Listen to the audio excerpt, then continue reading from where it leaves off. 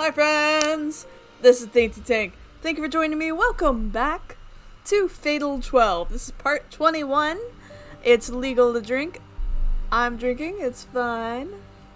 So, let's get started.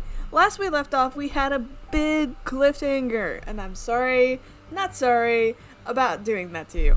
The reason I do it is because I want to keep it to a time frame that's easy to deal with in terms of uploading and not overwhelming anything with the system, and there's a reason. There's lots of reasons why I have to do that, and it just happened to hit perfectly in that spot. So, however, thank you for giving me your thoughts. I will tell you, it's important for me to let you know I haven't seen any of your responses yet. I'm looking forward to them. I have to continue playing through. The reason being is I have a personal trip that's coming up soon, so I have to front load a lot of videos, which sucks, because honestly, I always enjoy, having that back and forth with you guys. I love seeing your comments. I love seeing your comments out of context as well, because that's hilarious.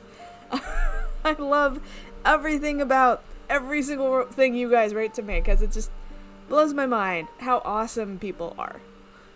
Be it telling me new things that I could have done, something cool about the story itself, or just a little bit about yourself. That's all good stuff. I love hearing from you. So, please keep it up.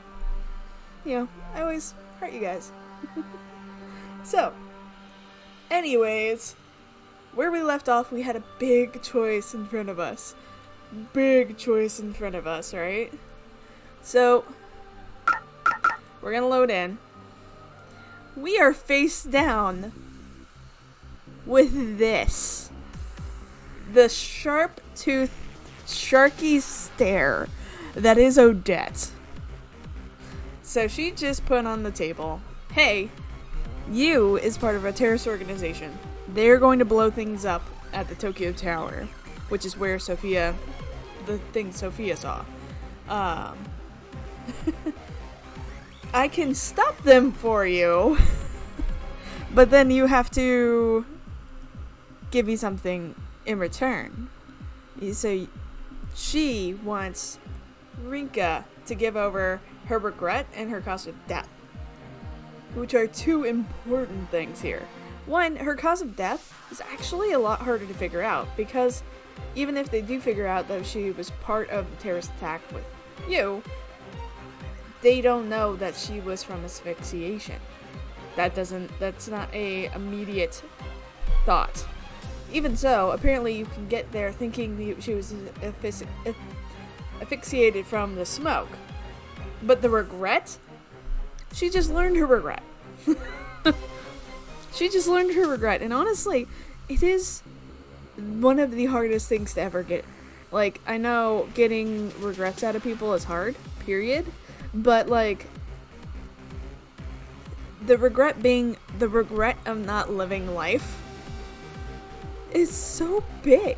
Honestly, I thought that her regret card would form around Naomi, but no, it's all about just, the regret of not living her life, not being able to live her life. That's such a big thing. That's not something that most people would be able to do. If we accept her conditions right now, then Rinka is gonna go. Period. Odette's going to elect her, and she's gonna go. We have to turn her down. That has to happen, or else, something bad's gonna happen. She's gonna just be eliminated. I really wonder on some of these decisions if it leads somewhere, or if they somehow get out of it. But for me, logically, I'm gonna turn her down, because Rinka's cards are some of the hardest to find, period. And I think Rinka will be able to do it herself. So, we're gonna turn her down. Oh, that's an image. Hell, I'd accept that. Oh boy. You've been talking down to me this whole time. I know you're hiding something. You can't eliminate you on your own. You know Miharu and the others won't be able to learn his regret either. You said you were here to help me, but that's a lie. We're both on equal footing. I'd be helping you as well. So you ain't concerned about your dead pal? Are you deaf? I said as well. For a reason. Eliminating you, bringing back my friend, and preventing innocent people from getting caught up in the terrorist attack. Turn this down a little bit. All of that. You're the one who's going to help me accomplish that. There's a certain ferocity behind my each and every word. I mean everything I've said to her. Mainly because I know. Rather, she's given me the hints. Her actions are determined by the thrill they bring her. She believes that you're better off dead if you don't enjoy life. I'll let her have her fun.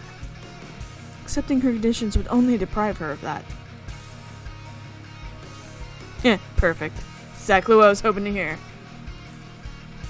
Sure am paying a hefty price for that coffee, but whatever. Let's do this. Her actions aren't determined by logic. That's what matters here. Yeah, no, she's terrifying. Are you gonna tell Miharu?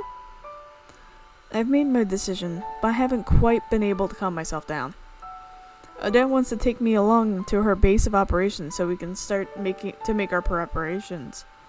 She says it'll take about 2 hours by car to get there.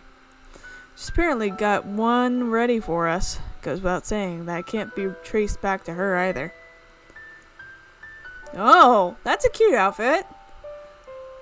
Also, this one has straps around her shoulders. I don't quite understand why nothing can sit on her shoulders. Maybe I'm overestimating this, but just like, why can't she just have things sit on her shoulders?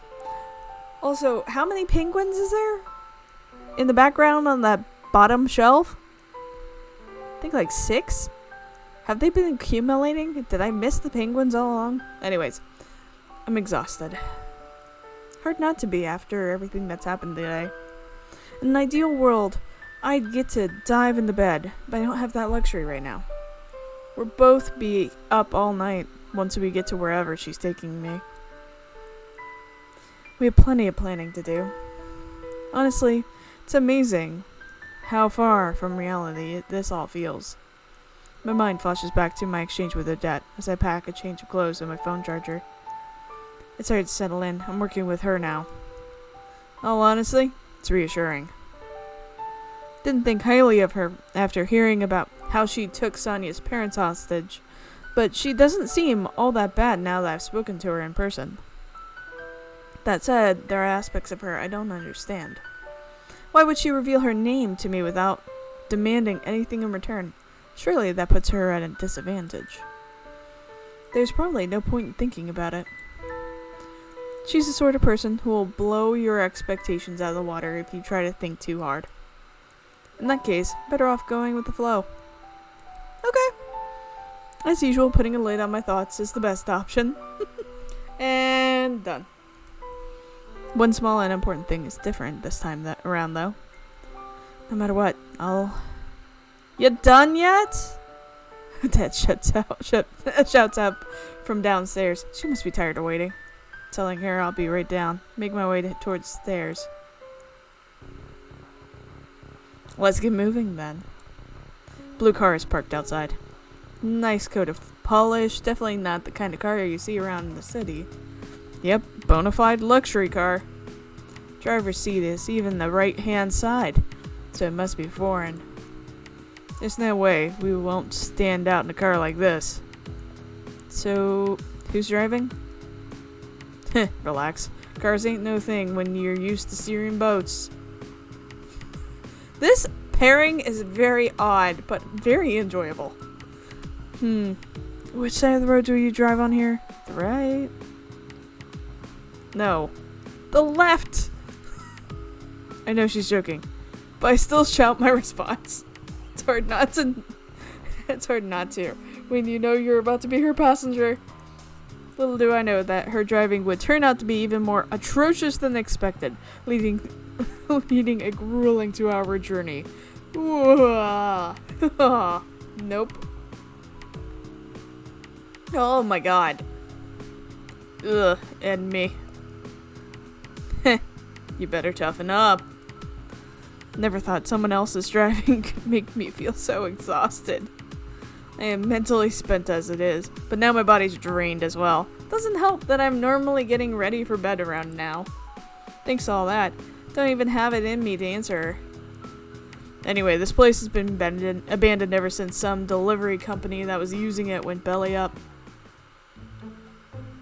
We arrive at an empty warehouse on the outskirts of town near the shore. The road signs we passed said we were going toward Yokohama, so I estimate we're somewhere around there.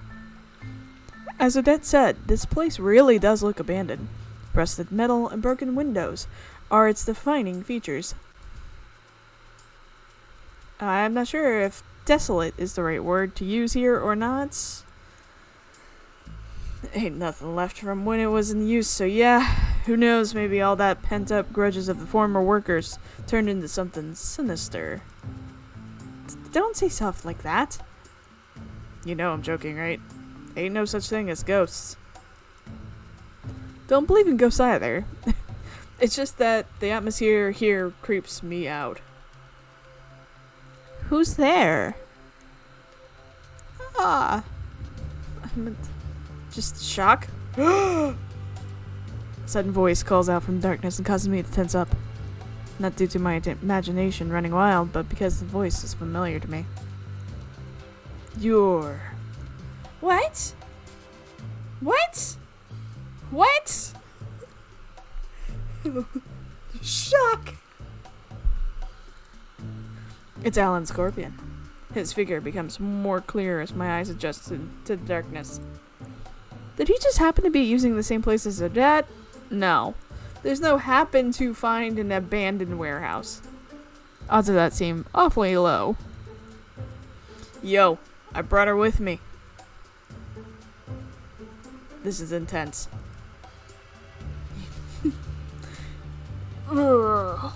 Just gotta flex that arm. You sure took your time. Jesus. You sure took your time. Doesn't take long before my doubts are cleared up. Are you two allies? Not at all. It's a temporary alliance, just like you and me. Well, more like you, me, and him, I guess. You fine with that? Alan's even more expressionless than usual, whereas Odette has a big grin on her face. These are the two people I fear the most in Divine Selection. Yep. I never would have expected them to team up, let alone that I would end up being a part of that team. Nervous doesn't even begin to describe how I feel. I'm on the verge of throwing up.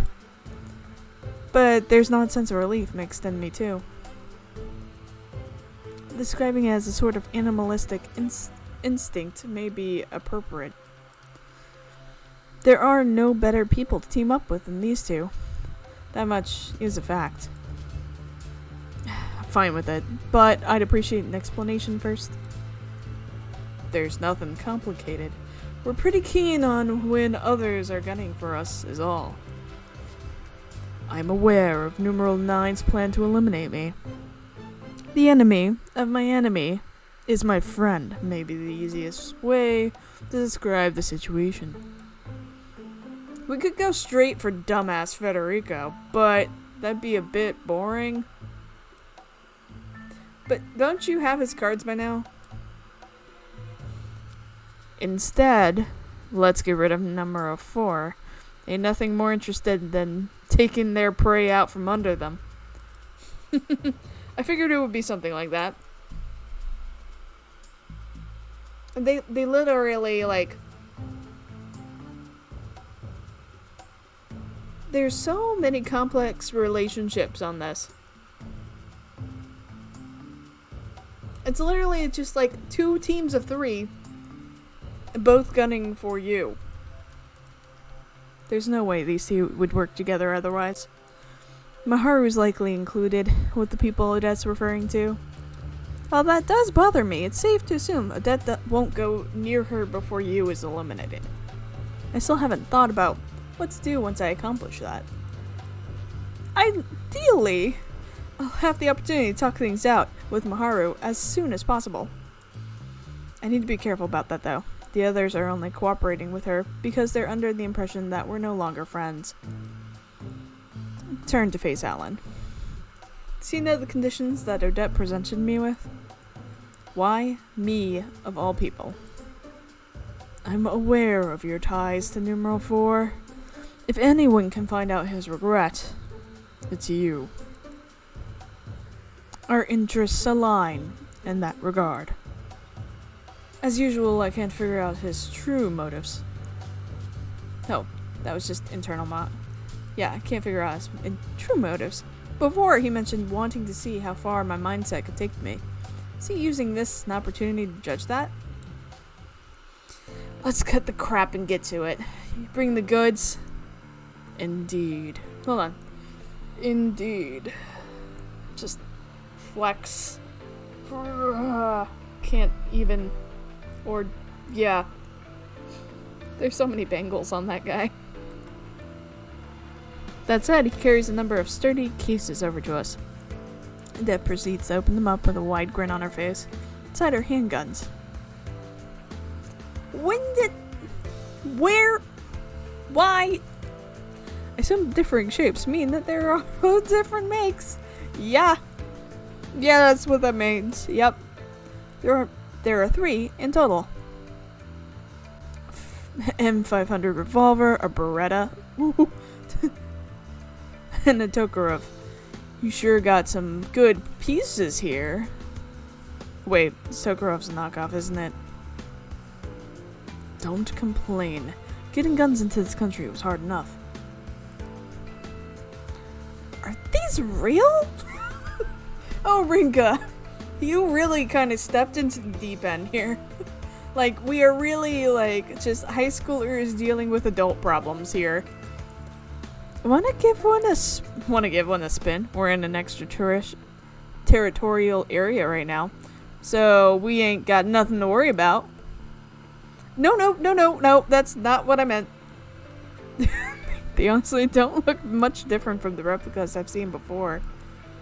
That makes it hard for me to process that I'm looking at real firearms. Weapons used to take other people's lives.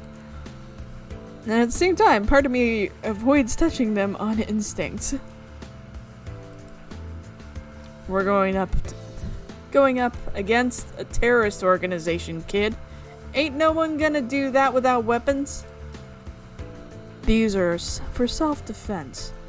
We don't have enough ammunition to engage them in a firefight. I figured you weren't some run-of-the-mill dude. But now I'm really curious about your background, Mr. CEO. Okay. Oh, well. Not like they're gonna be properly equipped either. Wouldn't be fixing up homemade bombs if they were. I'll take the revolver. Always wanted to try one of these babies. Besides, it's not like she'd be able to handle it. An M500 revolver is kind of like just this hefty, like, real thick firearm. It's really got a kick. Odette can handle it for sure, but hold on, what are you implying here? There being 3 guns is already suspicious enough. Odette just claimed one for herself though, which means the Beretta 92 is the most balanced out of these. I was about to say, it's probably the Beretta she's gonna have. Yeah, the Beretta 92 is the most balanced out of these, so I surmise you will be sufficiently skilled with it. I'll teach you how to use it. Wait a minute, I'll turn into a criminal if I use one of these. Odette stares at me in astonishment as I panic. Getting a gun don't make you happy? Hell no! Oh my god, she's so amazing! And so tiny compared to both of them. No one's forcing you to use it, but you are better off keeping one on you. You will be in a much better position against unarmed people with it. But give me a break, kid. We ain't talking things out peacefully tomorrow. It's gonna get real nasty real quick. Her sharp glare shoots straight through me. Same look she gave me in the Court of Fate, the look of a predator ready to strike its prey. All it does is remind me of you. At the classroom draped in fire of the deafening explosions. She's right. We're beyond the point of no return. I've already gone through all sorts of experiences that no regular person ever will. Yeah! That's called trauma, my love. That's called trauma. Uh-huh. It's a thing. Probably need therapy after this. Just saying. Alright. And if you ever need anybody, I always put a link. If there's harder themes in any of these, I always put a link to the Trevor Project down below. They are always there. They're a resource. They're awesome. Contact them if you need. We would rather have you. You matter. Like he said, no one's gonna make you use it. I'll even empty the magazine for you if you want. No, this is fine. Teach me how to use it properly in exchange, though. I don't want it to fire by accident. That's better. We'll start by picking it up. Guns may be allowed where they're from, but this is Japan. The very concept of them is foreign for most people. Yeah, that makes sense. Japan doesn't have those open gun laws like America does. Honestly, I've fired firearms quite a few times, so completely understand. It's a big thing to be able to pick up something that's really just meant to tear things apart. I personally do not endorse guns. I don't feel comfortable with a lot of the openness of guns in America, and I wish we would do better with them. Specifically with background checks and having records on those, because we don't. I grew up in the rural South, and honestly, like, they give out guns if you just open accounts at banks. It's nuts. I take hold of the jet black pistol in order to make good on my resolution. Now, I've officially broken the law. Yeah. It's a lot heavier than expected. Yeah. Just over 2 pounds, I'd estimate. But a Beretta is really smooth. It doesn't have the kick that a lot of others do, and it's a little bit more of a sleek capability, so a Beretta's a good idea. You see people use these with one hand in movies and stuff all the time. No, don't do that. No, it's cup and saucer. Boop. It's hard to hold it steady like that. With both hands helps somewhat, but at the same time it feels far too light when I consider that they can take someone's life. The heaviness of that decision is very poignant here. Bear in mind the recoil upon firing. The recoil kick. Based on your weight and strength, I doubt you'll be able to aim properly. I suppose that's not an issue, though. You should be able to bluff your way through, so long as you know the proper stance and posture when brandishing it. We'll teach you that later, but for now, Odette, we need to hear from you. About how to stop you and the terrorists, I assume? Indeed. Before that, though, there's no need for formal language with me, Rinka. We're equals here. Oh, that's really soft for Alan. Right. Bit of an odd thing to be particular about, but whatever. Also, his smile there, I think he's gotten fond of her. I have no reason to say no. All of this is based on info from Scale, but should be reliable. He ain't got no reason to lie to us about stuff particular to you. First up is their objective. I've heard that terrorism is mainly used to establish political agendas. Knoll's Japan branch was formed by people influenced by a foreign organization, though, so I don't know anything about their motives. They want to fight the general indifference plaguing this country. I'm not sure I get it. Alan is the one to give me an answer. They probably think this country cares little about what goes on in the rest of the world. I find myself in agreement with this sentiment from time to time. War, poverty, illness. The world is overrun with all of these. Japan, by contrast, is both safe and prosperous. Its people are largely unaware of the struggles faced by others elsewhere. Sure ain't just envy making them run wild. Not like anything will change just by them blowing themselves up. Terrorists exist precisely because they don't agree with your claim. I hardly sympathize with them myself. Well, the important part is that they've deluded themselves into thinking people will pay attention if they blow stuff up. Fighting against population's indifference, huh? I doubt I would have paid attention to what's going on in the world without divine selection. Mainly because my own death was tied directly to suffering people from other parts of the world. They're hurting others for their own selfish beliefs. Yup, that's why we're gonna be just as selfish and interfere. Fair's fair. Scale keeps going on about justice and crap, but they ain't got nothing to do with us. Are we being selfish, though? We're preventing innocent people from getting hurt, so...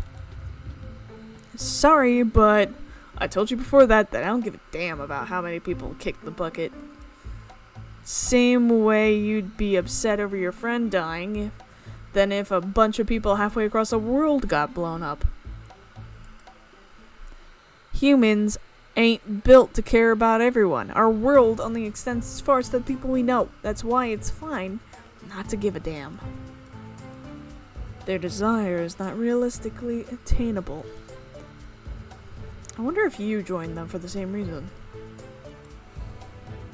He likely agreed with them to an extent, although I cannot say for sure how much. Heh, you're the one who's gonna get all of that album, Rinka. Once done with that topic, Odette continues with her explanation of their plan. This is so interesting. Like, the heck is happening here? They're likely to carry out using the same types of explosives as those used at Emichia. How many will there be? He didn't know, but chances are it'll be more than one location. The plan will probably involve targeting a few places at once. No way. Odette said earlier that they want to go out with a bang. There's no doubt it would be devastating if the plane goes off without a hitch. Tokyo Tower is located in the Minato Ward, which is also home to other important places like the Imperial Palace, National Diet Building. They'll be the center of Japan's attention if they target a place like that. Plenty of tourists have been visiting there since the sky tree got built. The entire world will have no choice but take notice once terrorists become victims, at which point they'll be able to spread their message. They might have factored all that into their plan.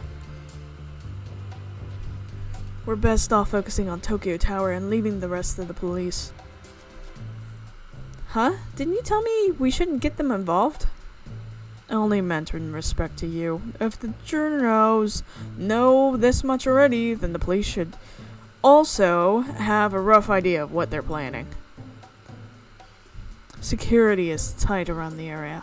They won't just sit back and let terrorists have their way.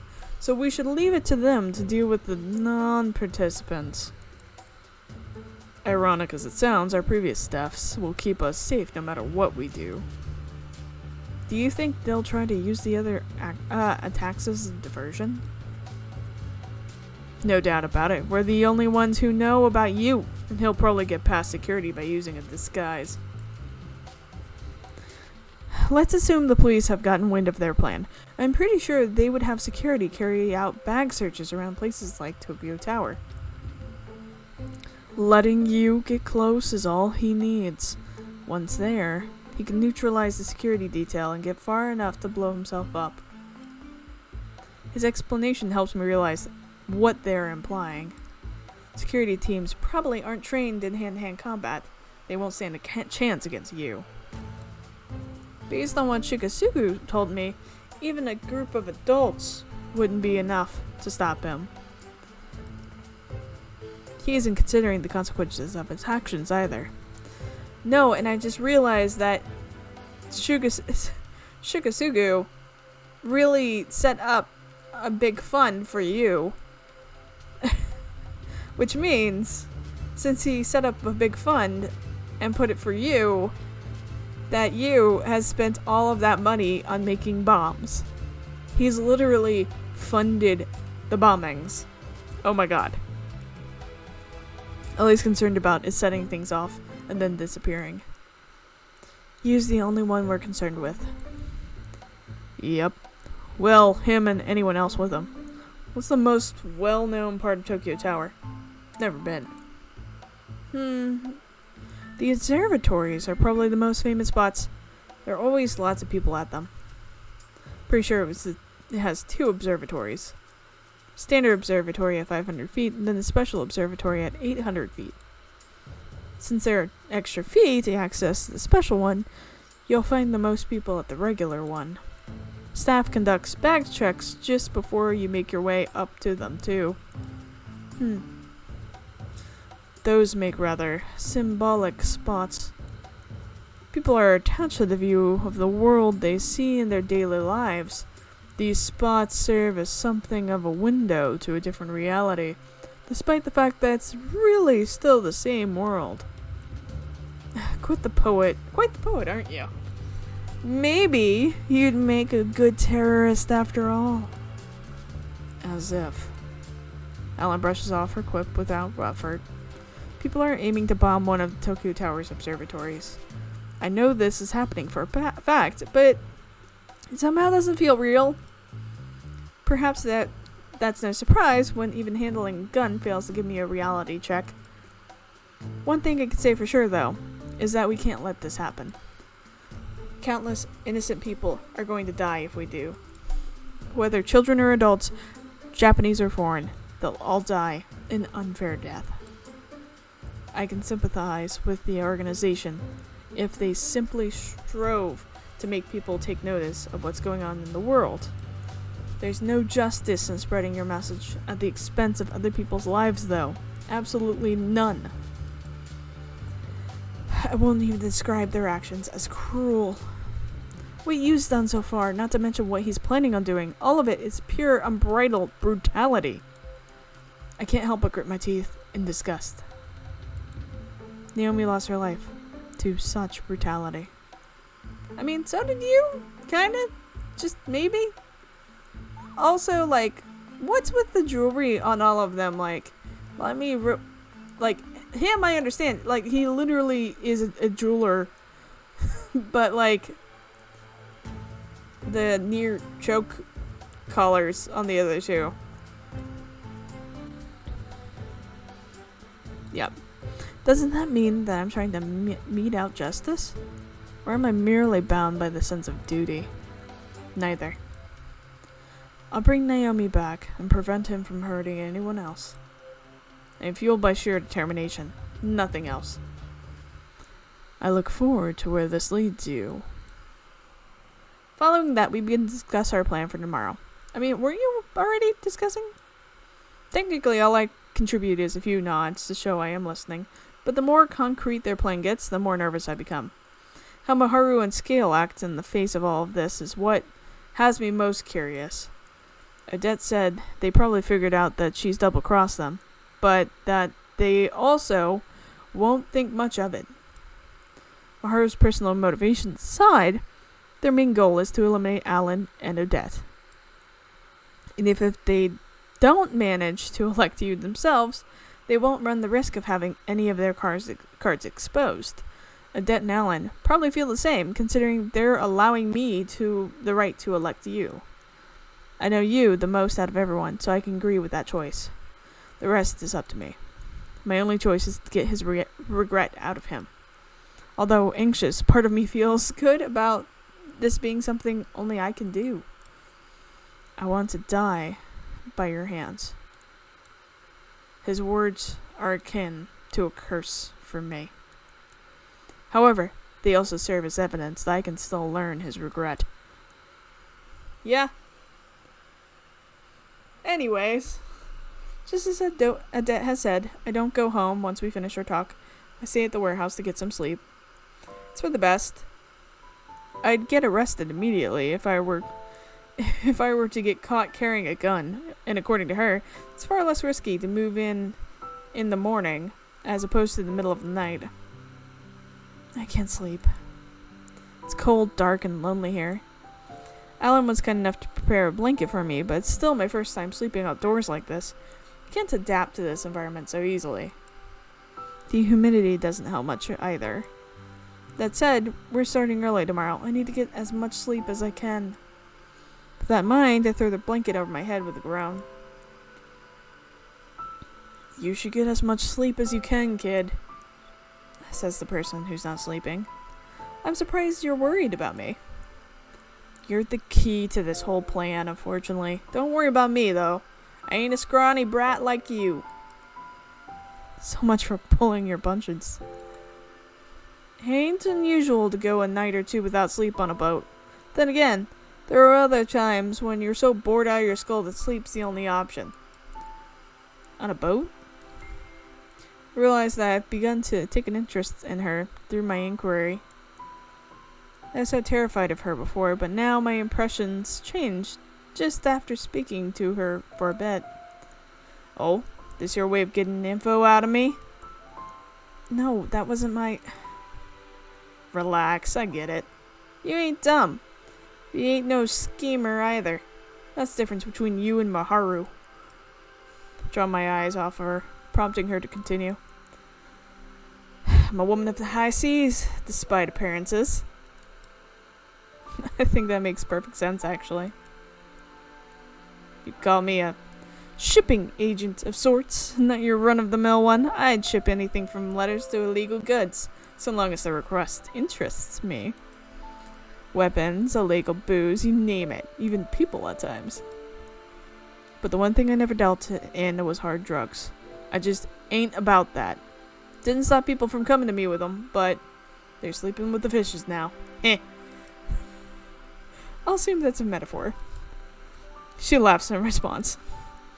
Just hearing about the work she does throws me off yet again. Our perspectives on what is normal must be completely different. In that sense, I've been completely blind to how people other than myself have gone about their lives. Yes, you have been very sheltered.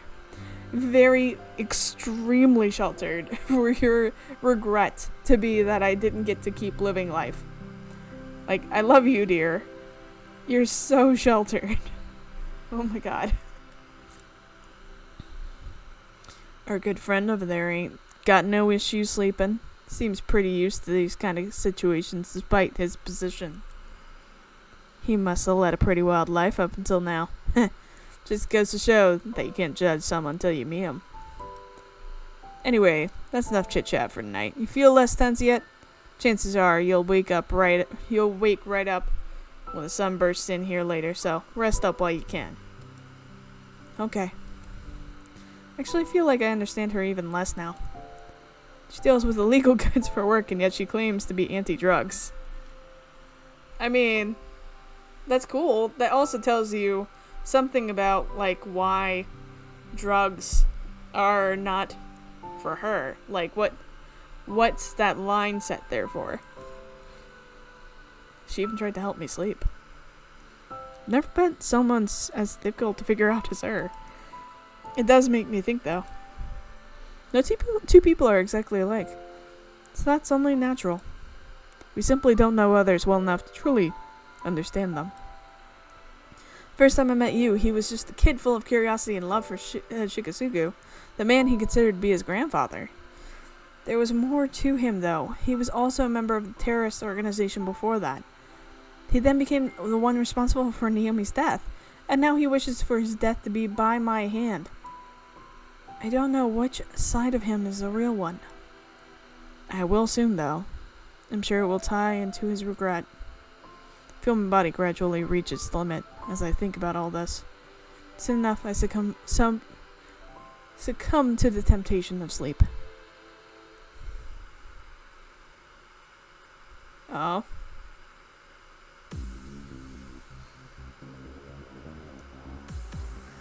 How are we switching to Mao right now?